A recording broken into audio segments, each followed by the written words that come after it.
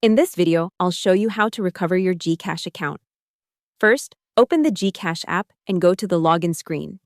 If you still have access to your mobile number but you forgot your MPIN, tap Forgot MPIN, request the code, enter the 6-digit OTP, complete the security check, and set a new MPIN.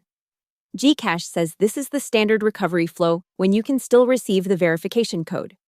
If your phone or SIM was lost or stolen, the process is different.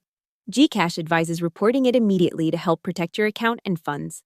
From the app's login screen, open the Help Center and use the support options there, especially for urgent account access or security concerns. If you need to move your funds and services from your old GCash account, GCash says you can open the app, go to the login screen, tap Help Center, choose Transfer Funds and Services, then chat with Gigi and follow the steps inside the app. You can also submit a support ticket through the GCash Help Center and check updates later under Profile, Help, then Tickets.